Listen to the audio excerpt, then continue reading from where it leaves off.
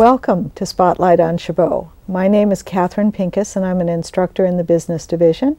And today I have with me Dmitriy Kalyagan, who's also an instructor in the business division. Welcome, Dmitry. Thank you, Catherine. Dmitry teaches business and international business, and we'll be talking about that a little bit later. But first of all, let's talk about how you got to be a teacher at Chabot, because I hear an accent. Where are you from, Dmitry? Originally, I'm from Russia, and I came to the United States in 1994, and I've been teaching at Chabot since 2000, so this is my 9th year teaching here. And we have a map here, Dmitry, of Russia. I'd like to show our students where you were born and have you tell us a little bit about that. So what is the name of the city in which you were born? I was born in a city named Samara. It's in central Russia, and it's located on the river Volga. When I was in middle school, my family moved to the Ukraine, and I graduated from high school there, and then went back to college in my place of birth, Samara, where I finished my bachelor's degree. I have a couple of pictures here from those days. Dmitry, can you tell me how old you were in this picture and what you were doing? Oh, with pleasure. I'm 16 years old and I've always liked theater. So in this picture, this is a rehearsal in our youth theater in Ukraine. And this next picture, you look a little bit older. What is this picture of? Oh, I guess I'm about 19 or 20 in this picture. And when I went to college, I also participated in different theater productions, and this is one of them. What did you study in college? My undergraduate majors were geography and biology. And from there, let's see, you made a journey then to the United States. That's right. In 1994, my family and I immigrated to Des Moines, Iowa, and I started taking classes at the local community college. First of all, I started taking English as a second language classes. And then I continued my education and got a 2-year degree, AS degree in business administration. And then after that, you went on. I have a picture here of you in a Drake t-shirt. Tell us how you got to Drake.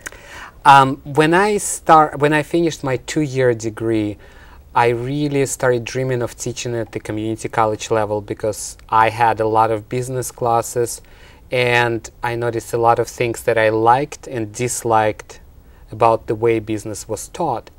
I also started working in the business world, and at the same time I was accepted into the MBA program at Drake University with the goal of teaching at the community college one day. So just like many of our students, you were both working and going to school. And it looks like in the background in that picture that you had time for something else. That's right. I really like traveling. One of the additional motivations to become a teacher was time off and the ability to travel around the globe. So in this picture, I'm visiting Cambodia. This is a beautiful picture, and it looks like it's on the water. Do you remember what city that was? This is Angkor Wat, which is near the city of Siem Reap in Cambodia. It's one of the oldest Buddhist ruins in the world, a huge complex, and it has lakes right in front of the ruins. It looks very exciting, and I know that's a beautiful place on earth. I've often wanted to get there myself. So let me see. So if I understand it, you went from community college to a master's degree program. Was that because you had previous education in Russia? That's correct. I got my bachelor's BS degree, bachelor's in science, from Russia. And so when we immigrated to the United States, I was able, after finishing my 2-year degree, use the credits from the Russian college, Russian university, and apply and be accepted into the graduate program. And so after you finished at Drake, somehow you must have gotten here to California. So my dream was teaching at the community college level. Even before finishing my MBA, I started applying for many different full-time teaching jobs, and I got an interview at Chabot College, and received the offer and moved here in 2000. That's terrific. So you've been teaching here about 7 years, correct? This is my 9th year. Oh, sorry, your 9th year. Okay. But I have a few pictures here, so it looks like you've been able to continue doing something you like, which is traveling. Here's a picture that looks like this must be your homeland.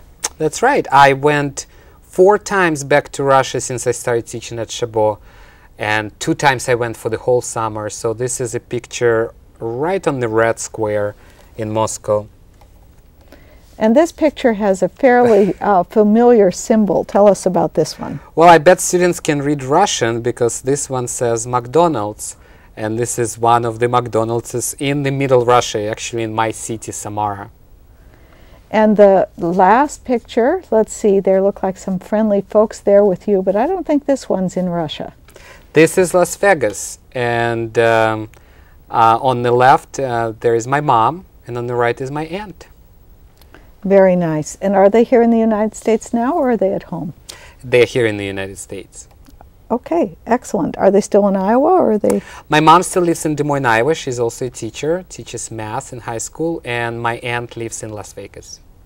And so all of that experience and continued experience must really help you in teaching students at Chabot.